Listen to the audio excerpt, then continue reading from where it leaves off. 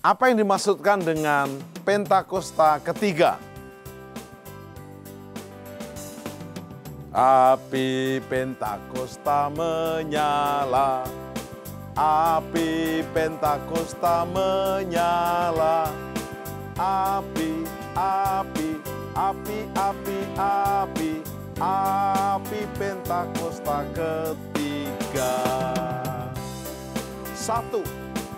Pentakosta ketiga adalah pencurahan Roh Kudus yang dahsyat di zaman now melebihi yang terjadi di Azusa Street. 2. Pentakosta ketiga akan mengakibatkan penuaian jiwa yang terbesar dan yang terakhir sebelum Tuhan Yesus datang kembali. 3. Pentakosta ketiga akan membangkitkan generasi Yeremia, yaitu anak-anak muda yang dipenuhi Roh Kudus, cinta mati-matian kepada Tuhan Yesus, tidak kompromi terhadap dosa, dan akan bergerak untuk memenangkan jiwa. 4. Pentakosta ketiga lahir di Indonesia dan bergerak ke bangsa-bangsa. Gerakan ini dari timur ke barat dan akan kembali ke Yerusalem. 5. Pentakosta ketiga akan memberikan kuasa untuk menyelesaikan amanat agung, dan setelah itu Tuhan Yesus datang kembali. Api Pentakosta menyala, api Pentakosta menyala, api, api, api, api, api, api Pentakosta ketiga, api Pentakosta ketiga.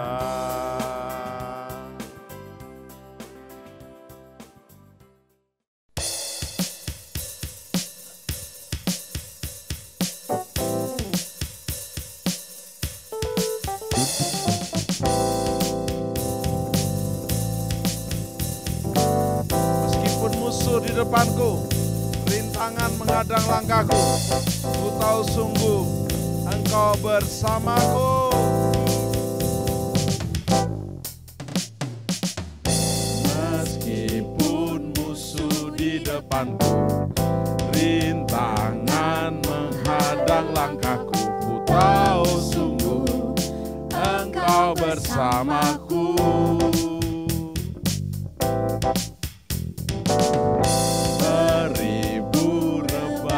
Kiriku berlaksa di sisi kananku, ku tahu janjimu Engkau bersamaku.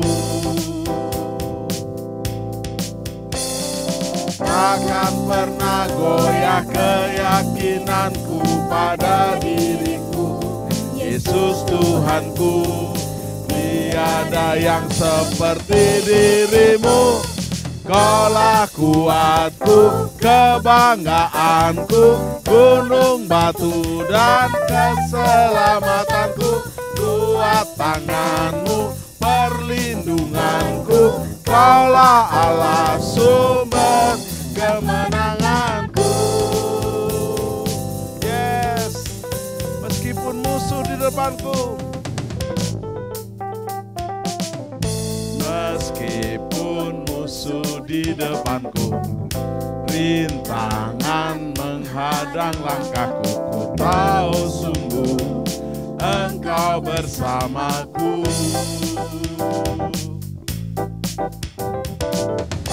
Beribu rebah di kiriku, berlaksa di sisi kananku, ku tahu janjimu Engkau bersamaku.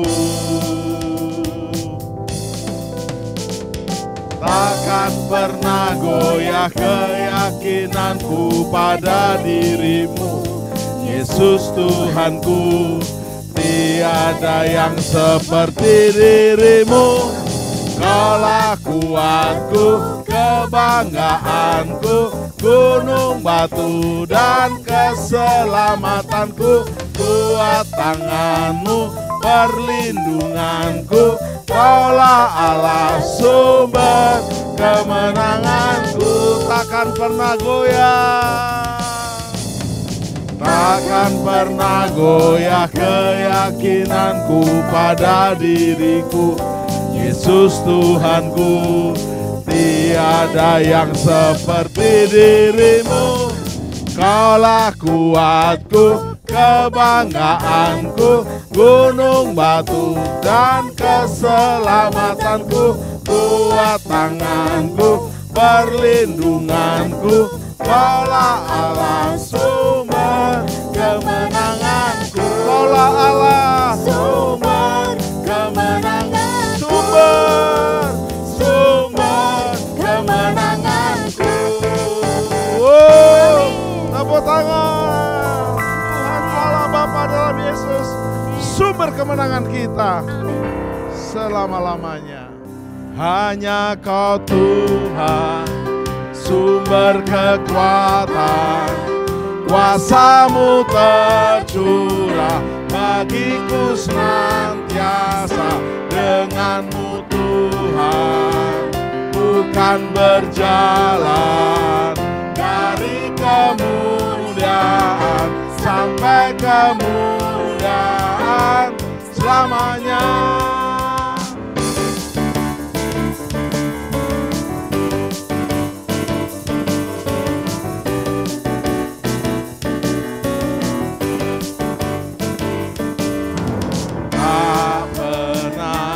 Ragu akan kesetiaan-Mu, Kau pegang hidupku. Sepenuh jiwaku ku yakin dan percaya, Kau tuntun langkahku. Yesuslah Kau Raja dalam hidupku, berkuasa berjaya untuk selamanya. Hanya Kau Tuhan, sumber kekuatan, kuasa-Mu tercurah bagiku senantiasa. Dengan-Mu Tuhan, bukan berjalan dari kemuliaan sampai kemuliaan selamanya. Hanya Kau Tuhan, Kau Tuhan, sumber kekuatan, kuasa-Mu tercurah bagiku senantiasa. Dengan-Mu Tuhan, bukan berjalan dari kemuliaan sampai kemuliaan selamanya.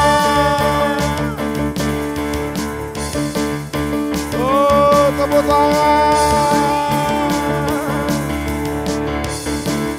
Yes, selamanya. Dari kemuliaan sampai kemuliaan selamanya. Haleluya. Tepuk tangan.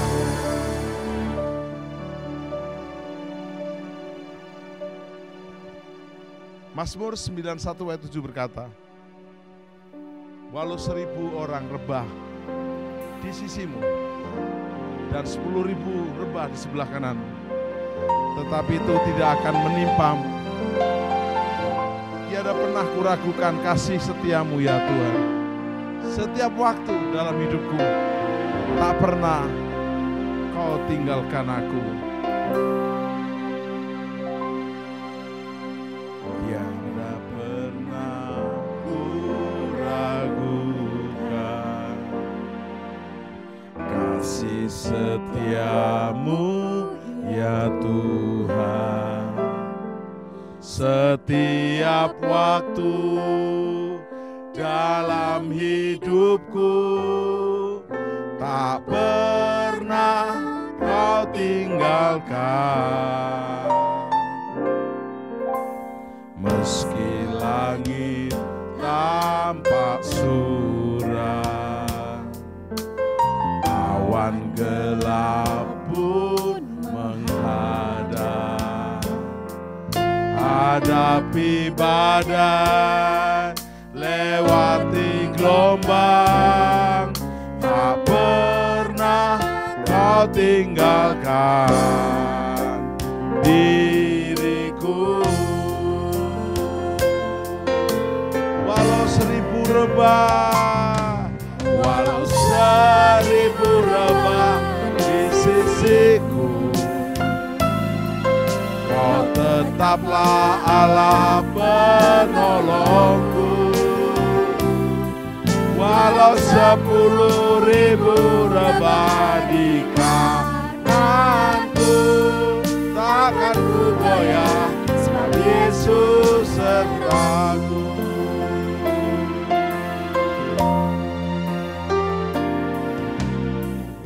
Tak pernah Ku ragukan kasih setiamu ya Tuhan. Setiap waktu dalam hidupku, tak pernah Kau tinggalkan. Meski langit tampak suram, awan gelap pun menghadang, hadapi badai, lewati gelombang, tak pernah Kau tinggalkan diriku. Angkat tangan kita, walau 1000 rebah, walau 1000 rebah di sisiku, Kau tetaplah Allah penolongku. Walau 10.000 rebah di kananku, takkan ku goyah, sebab Yesus sertaku. Walau 1000 rebah di sisiku, Kau tetaplah Allah penolongku. Walau 10.000 rebah di kananku, takkan ku goyah, sebab Yesus sertaku. Takkan ku goyah, sebab Yesus sertaku. Takkan ku goyah, sebab Yesus sertaku. Haleluya, tepuk tangan buat Yesus. Haleluya, pegang janjinya, perlindungannya sempurna.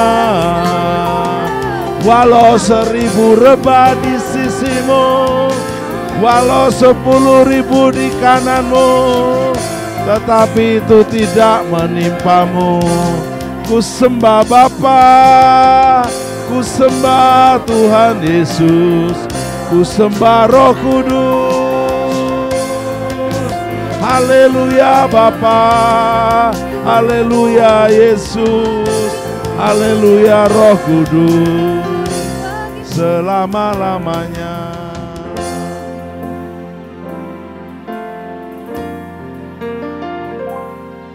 Walau 1000 rebah di sisiku, percaya janji Tuhan. Pandemi boleh terus silih berganti, Kau tetaplah Allah, Allah Bapa dalam Yesus dan Roh Kudus. Takkan ku goyah, sebab Yesus sertaku. Takkan ku goyah, takkan ku goyah, sebab Yesus sertaku. Tepuk tangan, sorak-sorak. Takkan ku goyah, sebab Yesus serta kita.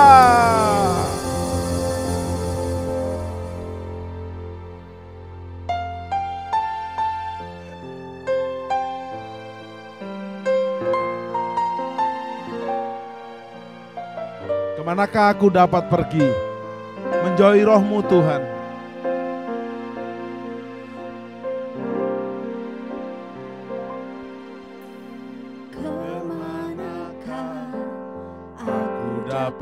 dapat pergi menjauhi Roh-Mu Tuhan.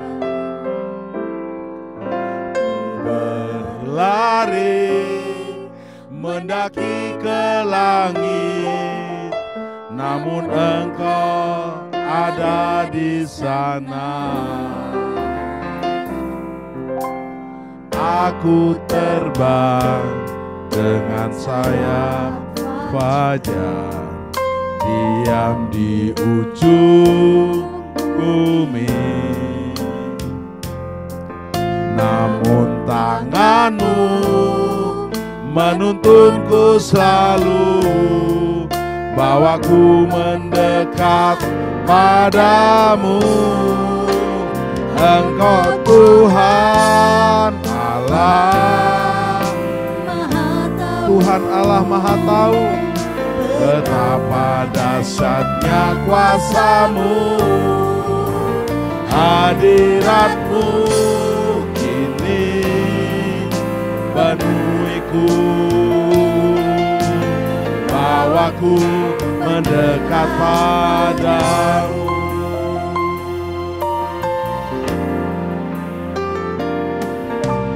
Kemanakah aku dapat pergi menjauhi Roh-Mu Tuhan? Berlari mendaki ke langit, namun Engkau ada di sana. Aku terbang dengan sayap fajar, diam di ujung bumi. Namun tangan-Mu menuntunku selalu, bawaku mendekat padamu. Engkau Tuhan Allah Maha Tahu, betapa dahsyatnya kuasa-Mu. Hadirat-Mu kini penuhiku, bawaku mendekat padamu. Bawa hatimu ke surga dan merasakan hadirat Tuhan. Biarlah Roh Tuhan terus menyertai kita. Waktu Engkau berlari mendaki ke langit, namun Engkau ada di sana. Bahkan dalam lembah kekelaman sekalipun, Roh-Mu Tuhan ada di sana. Engkau Allah yang dahsyat. Bahkan aku terbang dengan sayap fajar Tuhan. Yes, dengan sayap fajar, diam di ujung bumi. Namun tangan-Mu menuntunku selalu, bawaku mendekat padamu. Engkau Tuhan Allah Maha Tahu, betapa dahsyatnya kuasa-Mu. Hadirat-Mu kini penuhiku,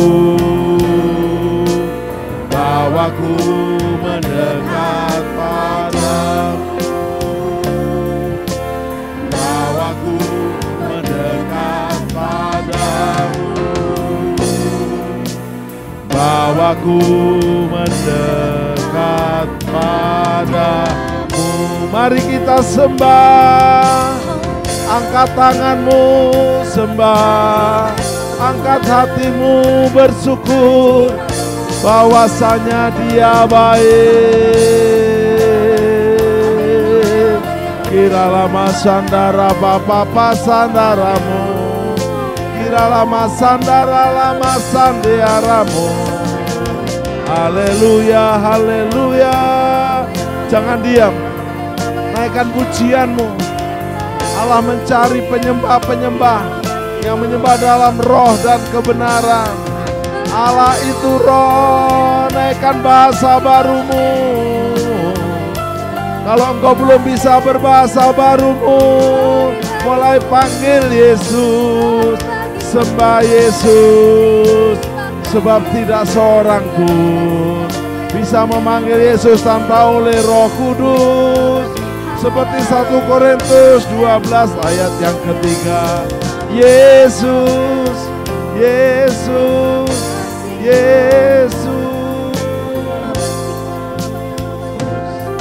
Yesus.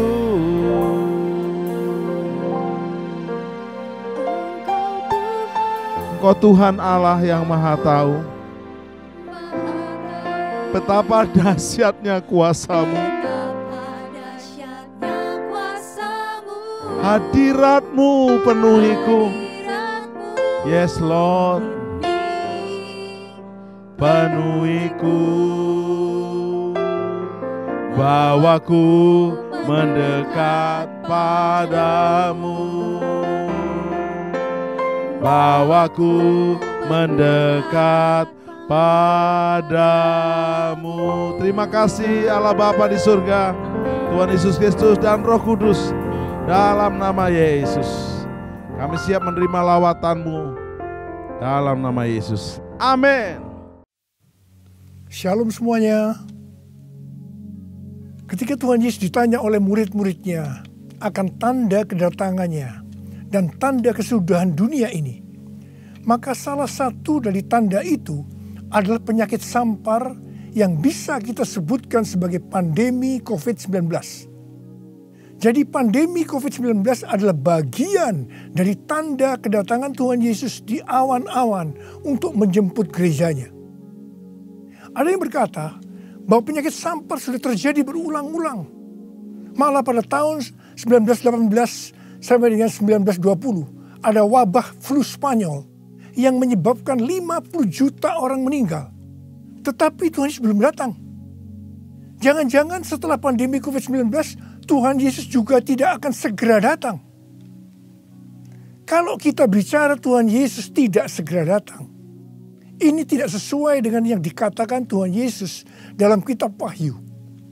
Dalam kitab Wahyu, Tuhan Yesus berkata, Aku datang segera sebanyak 4 kali. Dan waktunya sudah singkat, waktunya sudah dekat sebanyak 2 kali. Jadi kalau Tuhan Yesus berkata, Aku datang segera 2000 tahun yang lalu, apalagi hari-hari ini, pasti lebih segera lagi. Hati-hati, jangan terjebak menjadi pengejek-pengejek yang dengan ejekannya berkata, di mana janji kedatangannya itu? Dari dulu keadaan tetap seperti ini. Katanya salah satu tanda adalah penyakit sampar. Mana buktinya? Penyakit sampar sudah terjadi berulang-ulang. Tetapi ternyata Tuhan Yesus belum juga datang. Jangan berkata bahwa setelah pandemi COVID-19 Tuhan Yesus pasti datang kembali. Atau jangan juga berkata bahwa setelah pandemi COVID-19 Tuhan Yesus belum segera datang. Kita tidak tahu dengan pasti kapan kedatangan Tuhan Yesus kembali. Hanya Bapa di sorga saja yang tahu. Yang penting Tuhan Yesus berkata bahwa penyakit sampar seperti pandemi COVID-19 ini adalah bagian dari tanda kedatangannya. Tuhan Yesus menghendaki agar kita percaya bahwa Dia akan segera datang. Sehingga kita akan sungguh-sungguh mempersiapkan diri kita untuk menyambut kedatangannya. Saya percaya bahwa sikap orang percaya dari zaman ke zaman yang melihat dan mengalami malapetaka, mungkin itu perang, mungkin itu bencana alam, termasuk penyakit sampar, akan berkata bahwa Tuhan Yesus akan datang segera. Sebagai contoh, Bapak Gereja yang bernama Siprianus, yang adalah uskup gereja Kartago pada zaman Kekaisaran Romawi, yang mengalami pandemi pada tahun 250 sampai 271 Masehi. Pada saat itu di Roma saja sekitar 5.000 orang meninggal per hari. Siprianus menyebutkan bahwa pandemi tersebut sebagai akhir zaman. Memang ini terbukti keliru. Akan tetapi dari sisi yang lain kita melihat keyakinannya bahwa ini adalah akhir zaman justru membuat terjadinya kebangunan rohani. Gereja terlibat dalam pelayanan sosial diakonia yang dahsyat. Melihat itu banyak orang menjadi percaya dan gereja berkembang pesat. Jadi setiap zaman seolah-olah Tuhan menciptakan situasi, apakah itu perang, bencana alam, kelaparan, termasuk penyakit sampar, agar perkataan Tuhan Yesus, "Aku datang segera" itu selalu ada di dalam hati orang percaya. Sehingga mereka selalu dalam kondisi berjaga-jaga, melakukan amanat agung Tuhan Yesus, sehingga penuaian jiwa besar-besaran terjadi. Demikian juga dengan adanya pandemi COVID-19 ini, Tuhan menghendaki gerejanya, yaitu kita-kita ini, bergerak menyelesaikan amanat agung sebelum Tuhan Yesus datang kembali. Sejak tahun 2009, setelah Tuhan berbicara dengan begitu serius kepada saya tentang "Aku datang segera", saya selalu memperkatakan hal ini. Saya selalu mengingatkan agar kita lebih intim dengan Tuhan. Hari-hari ini pesan Tuhan kepada kita adalah kembali kepada kasih mula-mula. Ingat, kita adalah calon mempelai wanita dari Kristus. Sang mempelai pria akan datang dengan segera untuk menjemput kita. Kita harus mempersiapkan diri dengan kembali kepada kasih yang mula-mula. Dalam Wahyu 2 ayat 1 sampai dengan 7, Tuhan Yesus berkata kepada jemaat di Efesus bahwa jemaat di Efesus itu rajin, tekun, tidak dapat sabar terhadap rasul palsu, tetap sabar dan mau menderita oleh karena namaku, kata Tuhan. Tidak mengenal lelah, membenci perbuatan-perbuatan pengikut Nikolaus yang juga aku benci, kata Tuhan Yesus. Pengikut Nikolaus mengajarkan bahwa percabulan tidak akan mempengaruhi keselamatan seseorang dalam Kristus. Ini adalah pengajaran sesat, karena kitab Perjanjian Baru mengatakan hal yang sebaliknya, yaitu bahwa orang yang hidup dalam percabulan tidak akan mendapat bagian dalam kerajaan Allah. Kalau kita melihat ini, saya berkata bahwa jemaat Efesus ini jemaat yang luar biasa. Akan tetapi Tuhan Yesus melanjutkan dengan berkata, "Namun demikian, aku mencela engkau, karena engkau telah meninggalkan kasih-Mu yang semula. Sebab itu ingatlah betapa dalamnya engkau telah jatuh. Bertobatlah dan lakukanlah lagi apa yang semula engkau lakukan. Jika tidak demikian, aku akan datang kepadamu dan mengambil kaki dianmu dari tempatnya, jikalau engkau tidak bertobat." Mengambil kaki dianmu artinya mengeluarkan dari dalam kerajaan Allah. Kesimpulan dari pesan Tuhan kepada jemaat di Efesus, yang juga berarti buat kita semua, adalah apapun yang kita lakukan untuk melayani pekerjaan Tuhan, kalau tidak didasarkan kepada kasih mula-mula, maka Tuhan Yesus berkata, betapa dalamnya engkau telah jatuh.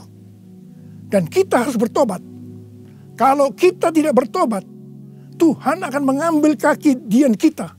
Artinya, kita akan dikeluarkan dari dalam kerajaan Allah. Kasih mula-mula adalah kasih yang kita miliki pada saat kita baru bertobat dan percaya kepada Tuhan Yesus.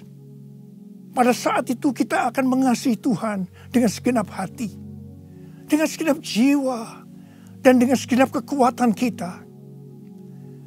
Pengalaman saya pada waktu itu adalah keinginan untuk selalu berdoa. Keinginan untuk memuji dan menyembah Tuhan. Keinginan untuk membaca Alkitab.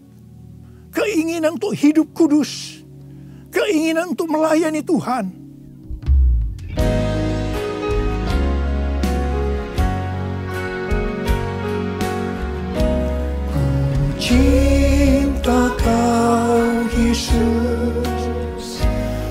hanya Engkau bagiku, Yesus. Sungguh ku rindu mengatakannya, betapa aku mengasihimu.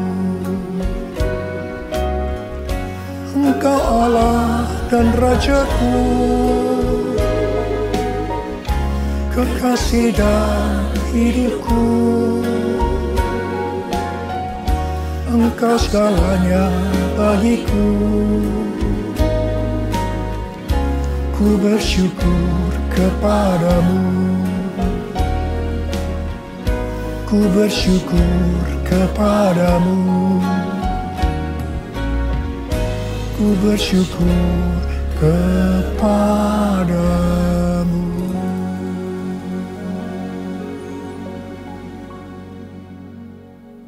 Kalau kita melihat proses keselamatan, maka proses keselamatan terdiri dari 3 tahap.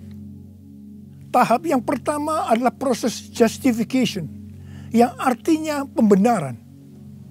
Tahap yang kedua adalah proses sanctification, yang artinya pengudusan.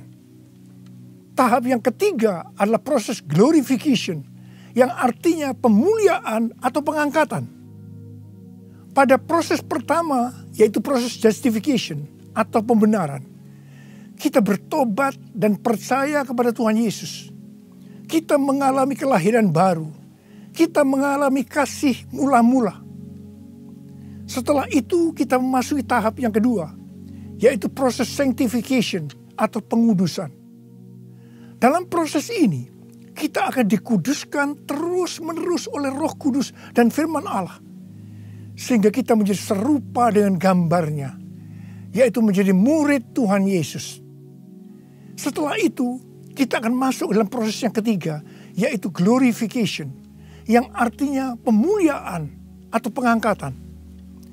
Jadi, yang diangkat itu adalah mereka yang menjadi serupa dengan gambar Yesus, yaitu murid Tuhan Yesus.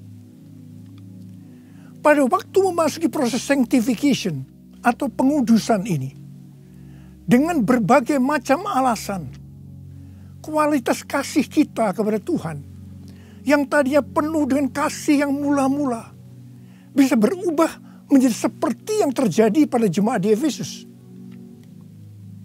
Saya pribadi juga mengalami seperti yang terjadi pada jemaat di Efesus. Tetapi melalui pengudusan secara terus-menerus oleh Roh Kudus dan firman Allah, juga disertai dengan proses yang menyakitkan, saya kembali kepada kasih mula-mula sampai dengan hari ini. Haleluya. Saya akan bertanya kepada saudara, bagaimana kualitas kasih saudara kepada Tuhan? Saya mau mengajak saudara untuk melihat kualitas kasih kita kepada Tuhan melalui kitab Kidung Agung. Kitab Kidung Agung merupakan satu-satunya kitab di Alkitab yang khususnya membahas kasih yang unik di antara 2 orang mempelai, yaitu antara Salomo dengan gadis Sulam yang dipercaya dia adalah istri pertama dari Salomo. Karena beberapa nats penting dalam Perjanjian Baru melukiskan kasih Kristus bagi gerejanya dengan memakai hubungan pernikahan, maka kitab Kidung Agung dapat dipandang sebagai melukiskan kasih yang ada di antara Kristus dengan mempelainya, yaitu gerejanya, yaitu kita-kita ini. Sama halnya dengan iman kita yang harus bertumbuh. Demikian juga kualitas kasih kita kepada Tuhan harus bertumbuh. Secara sederhana, kitab Kidung Agung ini menggambarkan 3 tingkat kualitas kasih. Dan ini juga menunjukkan tingkat kualitas kasih kita dengan Tuhan. Tingkat kualitas kasih yang pertama terdapat dalam Kidung Agung 2 ayat 16 yang berkata, kekasihku kepunyaanku, dan aku kepunyaan dia. Dalam hubungan kita dengan Tuhan, kita bisa berkata begini, Tuhan milikku, aku miliknya Tuhan. Tingkat kualitas kasih yang kedua terdapat dalam Kidung Agung 6 ayat 3 yang berkata, aku kepunyaan kekasihku. Dan kepunyaanku kekasihku. Dalam hubungan kita dengan Tuhan, kita bisa berkata begini, aku milik Tuhan, Tuhan milikku. Tingkat kualitas kasih yang ketiga terdapat dalam Kidung Agung 7 ayat 10 yang berkata, kepunyaan kekasihku aku. Dalam hubungan kita dengan Tuhan, kita bisa berkata, aku milik Tuhan. Tingkat kualitas kasih yang pertama bisa dikatakan ini adalah kasih yang egois. Karena yang dikedepankan itu, Tuhan adalah milikku. Baru aku milik Tuhan. Maka yang selalu dipikirkan hanya soal diberkati. Jadi karena Tuhan milikku, berkati aku dong Tuhan. Biasanya jarang bertanya kepada Tuhan tentang apa yang dikehendaki Tuhan dalam setiap rencana atau langkah yang akan dilakukan. Jadi kalau dia punya rencana, langsung akan minta supaya Tuhan memberkati. Biasanya juga jarang menyinggung tentang apa yang harus kita lakukan untuk melayani Tuhan. Itu tingkat yang pertama. Tapi tingkat kualitas kasih yang kedua bisa dikatakan sebagai kasih bersyarat. Aku milik Tuhan. Tuhan adalah milikku. Sekarang yang dikedepankan adalah aku miliknya Tuhan. Baru setelah itu Tuhan adalah milikku. Berarti mulai ada satu peningkatan. Di sini mulai ada menyinggung tentang melayani Tuhan. Tetapi dengan syarat. Supaya Tuhan memberkati. Jadi motivasi mau melayani karena mau diberkati Tuhan. Itu tingkat kualitas kasih yang kedua. Tetapi sekarang tingkat kualitas kasih yang ketiga. Inilah yang disebutkan kasih yang tidak egois. Kasih yang tidak mementingkan dirinya sendiri. Ini adalah kasih yang semula. Aku milik Tuhan. Titik. Tidak ada embel-embelnya lagi. Mereka yang memiliki kasih mula-mula akan berkata, aku milik Tuhan. Bukan milikku sendiri. Aku ini adalah milik Tuhan. Aku sudah dibeli. Dan harganya telah lunas dibayar. Aku dibeli dengan harga yang mahal. Yaitu dengan darah Yesus. Mereka yang memiliki kasih mula-mula akan berkata, jika aku hidup untuk Tuhan. Dan jika aku mati untuk Tuhan. Jadi baik hidup atau mati, aku adalah milik Tuhan. Mereka yang memiliki kasih mula-mula akan berkata, aku hidup, tetapi bukan lagi aku sendiri yang hidup, melainkan Kristus yang hidup di dalam aku. Hidupku bukannya aku lagi, tapi Yesus dalamku. Hidupku bukannya aku lagi, tapi Yesus dalamku. Yesus hidup, Yesus hidup dalamku. Hidupku bukannya aku lagi, tapi Yesus dalamku. Tapi Yesus dalamku. Orang yang memiliki kasih mula-mula sudah tidak memikirkan lagi tentang diberkati atau tidak diberkati oleh Tuhan. Yang paling penting adalah hidup menyenangkan hatinya Tuhan. Melakukan kehendaknya Tuhan.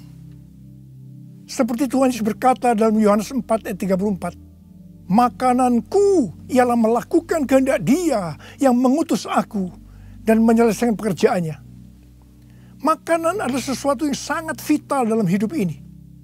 Mendapatkan makanan adalah motivasi manusia dalam bekerja atau berusaha. Dan Tuhan Yesus mengajarkan kepada kita bahwa yang paling penting dalam hidup ini, artinya fokus hidup kita adalah melakukan kehendak Bapa, bukan kepada makanan, meskipun makanan itu perlu. Orang yang memiliki kasih mula-mula akan melayani Tuhan seperti yang terdapat dalam Roma 14 ayat 17 dan 18 yang berkata, sebab kerajaan Allah bukanlah soal makanan dan minuman, tetapi soal kebenaran, damai sejahtera, dan sukacita oleh Roh Kudus. Karena barang siapa melayani Kristus dengan cara ini, ia berkenan kepada Allah dan dihormati oleh manusia. Orang yang memiliki kasih mula-mula akan selalu berkata, sebab engkau baik, bahwasanya untuk selama-lamanya kasih setiamu.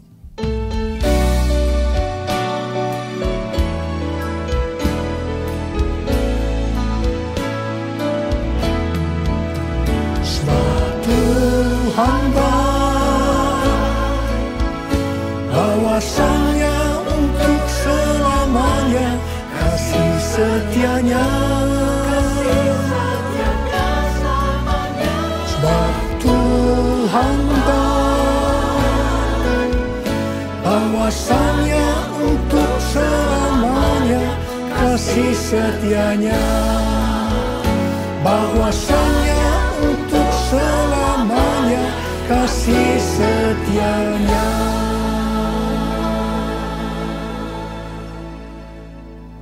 Pujian ini diajarkan oleh Daud dan terus dinyanyikan setelah zaman Daud. Tuhan memberitahu kepada Daud hal yang paling menyenangkan hatinya Tuhan, yaitu kalau dipuji oleh kita, bahwa Tuhan itu baik, bahwasanya untuk selama-lamanya kasih setianya. Karena memang itulah yang Tuhan lakukan untuk kita. Jadi apapun masalah yang kita hadapi, nyanyikan terus pujian tadi. Orang yang memiliki kasih mula-mula akan berkata, aku tidak takut, sebab Tuhan menyertai aku. Aku tidak bimbang, sebab Tuhan adalah Allahku. Tuhan akan meneguhkan aku, bahkan akan menolong aku. Tuhan akan memegang aku dengan tangan kanannya, yang membawa aku kepada kemenangan.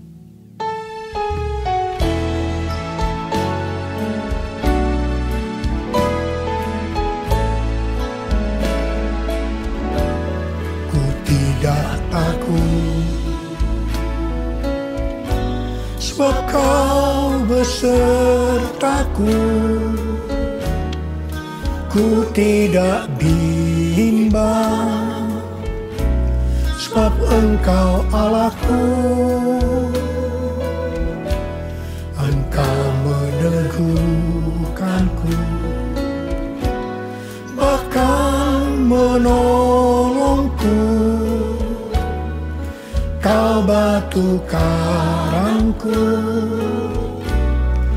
Yesus Tuhan. Yesus memegangku dengan tangan kanan-Mu. Yesus memberiku kemenangan. Yesus memegangku dengan tangan kanan-Mu. Yesus memberiku kemenangan. Yesus memberiku kemenangan. Yesus memberiku kemenangan. Haleluya. Orang yang memiliki kasih mula-mula dalam masa pandemi COVID-19 ini akan tetap percaya kepada janji Tuhan dan terus memperkatakannya. Orang yang memiliki kasih mula-mula akan berkata, Tuhan, saya mau menyelesaikan amanat agung dengan kuasa dari Roh Kudus, yaitu Pentakosta yang ketiga. Tuhan, saya berjanji untuk memakai mulut ini hanya berbicara tentang firman Tuhan, bukan yang lain-lain.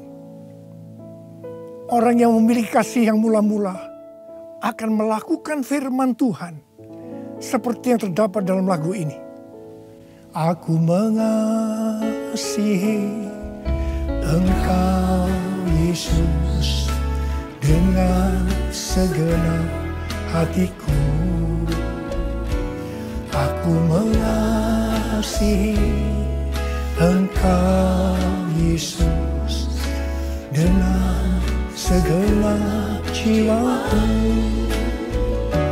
Ku renungkan firman-Mu siang dan malam, ku pegang perintah-Mu dan ku lakukan. Engkau tahu ya Tuhan, tujuan hidupku hanyalah untuk menyenangkan hati-Mu. Menyenangkan hati-Mu, menyenangkan hati-Mu.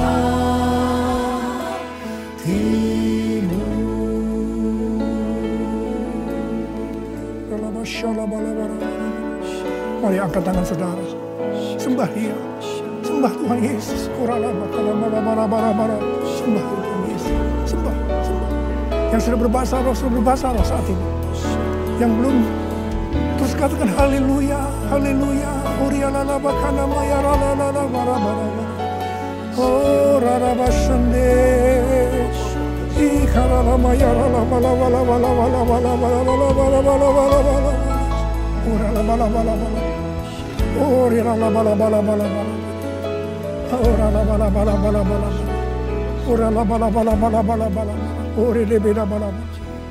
Hamba berdoa buat anak-anak-Mu ini semua Tuhan. Hamba berdoa mereka kembali kepada kasih yang mula-mula. Kembali kepada kasih yang semula. Kasih yang mula-mula. Ya Tuhan, hamba berdoa buat mereka. Tuhan, terima kasih. Terima kasih ya Tuhan, terima kasih Engkau akan segera datang untuk kali yang kedua. Bapa, hamba berdoa di tengah pandemi COVID-19 ini. Anak-anak-Mu yang mengalami bermacam-macam masalah. Engkau yang tolong mereka ya Tuhan. Tolong ya Tuhan. Mungkin mereka ketakutan, kebingungan. Ketakutan yang berlebihan, paranoid Tuhan. Tolong mereka ya Tuhan. Yang terpapar dengan COVID-19 sakit Tuhan. Dalam nama Yesus, aku sekarang perintahkan COVID-19. Kau keluar. Sembuh dalam nama Yesus. Sembuh dalam nama Yesus. Sembuh dalam nama Yesus. Oh Tuhan, terima kasih. Katakan terima kasih. Terima kasih ya Tuhan. Terima kasih ya Tuhan. Terima kasih. Terima kasih ya Tuhan. Terima kasih. Oh rala bara. Terima kasih. Oh rala bara. Terima kasih. Dalam nama Yesus. Dalam nama Yesus. Amin. Mari saudara-saudara, kita akan masuk dalam perjamuan kudus. Kita akan mengingat ayat ini. Sebab setiap kali kamu makan roti ini dan minum cawan ini, kamu memberitakan kematian Tuhan sampai Ia datang. Perjamuan kudus adalah perjamuan Tuhan Yesus sendiri. Setiap kali kita masuk dalam perjamuan kudus, Tuhan Yesus selalu berkata, biarlah ini menjadi peringatan akan daku. Karena itu mari arahkan hati kita kepada Tuhan. Kita akan mengingat kebaikan Tuhan. Mari tundukkan kepala. Tuhan, siapakah kami ini sebelum kami mengenal Engkau? Kami semua orang berdosa. Upah dosa adalah maut, mati. Tapi Engkau yang tidak berdosa telah dijadikan dosa oleh karena kami. Engkau harus mati dengan penderitaan yang luar biasa ya Tuhan. Itu Engkau ya Aba. Betapa baiknya Engkau. Engkau jadikan kami sebagai anak-anak-Mu. Engkau tuntun kami, Engkau bela, Engkau lindungi, Engkau berkati. Engkau sembuhkan kami, Engkau ajar kami ya Tuhan. Engkau juga menghajar kami kalau kami salah Tuhan. Terima kasih ya Aba. Terima kasih Engkau itu adalah Engkau ya Tuhan. Tuhan Yesus akan memberkati saudara melalui perjamuan kudus ini. Tapi Tuhan mau kita makan dan minum dengan cara yang benar. Karena itu masing-masing sekarang berdoa. Lihat keadaan dirimu masing-masing. Jangan menyimpan dosa. Kalau ada dosa yang Tuhan ingatkan saat ini, langsung minta ampun. Ampuni saya Tuhan, ampuni saya. Katakan ampuni, ampuni ya Tuhan, ampuni. Supaya sudah diberkati oleh Tuhan. Tuhan ampuni anak-anakmu. Kau melihat mereka yang sedang meminta ampun di hadapan Tuhan. Ampuni mereka. Kasihani mereka ya Tuhan, kasihani. Layakkan kami masuk dalam perjamuan kudus. Kami akan masuk dalam perjamuan kudus dengan hati yang penuh sukacita. Hati bersyukur. Dalam nama Yesus kami berdoa. Amin. Sekarang mari angkat roti di tangan kanan saudara tinggi-tinggi. Sebab apa yang telah kuteruskan kepadamu telah aku terima dari Tuhan. Yaitu bahwa Tuhan Yesus pada malam waktu ia diserahkan mengambil roti dan sesudah itu ia mengucap syukur atasnya. Ia memecah-mecahkannya dan berkata, inilah tubuhku yang diserahkan bagi kamu. Perbuatlah ini menjadi peringatan akan aku. Sudah dikasih Tuhan. Bukankah roti yang kita pecah-pecahkan ini adalah persekutuan kita dengan tubuh Kristus? Mari kita makan dalam nama Yesus.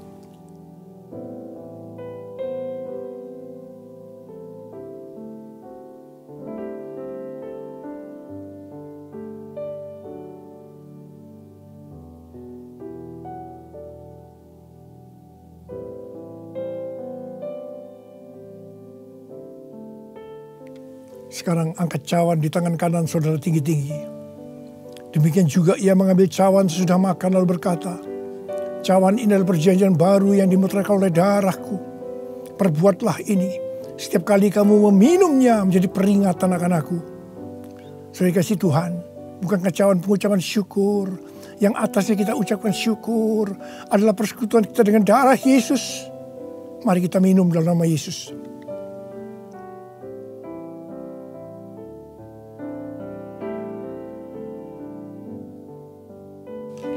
Angkat tangan saudara.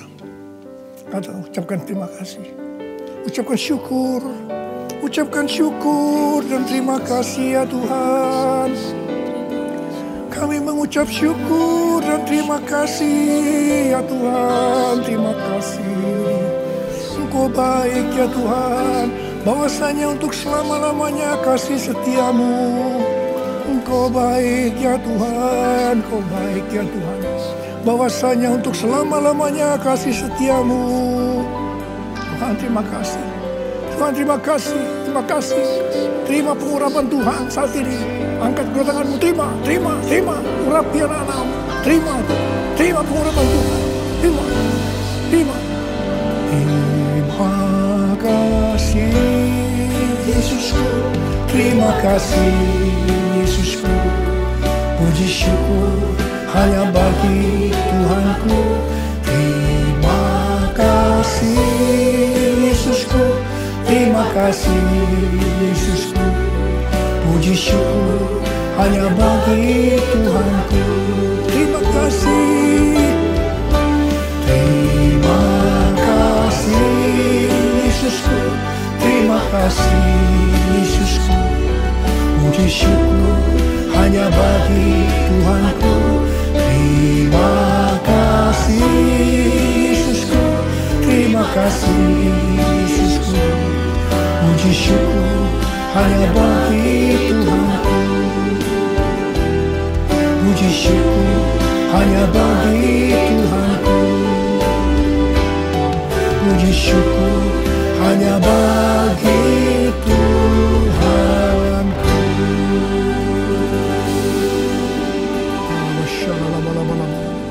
Oh ya terima kasih.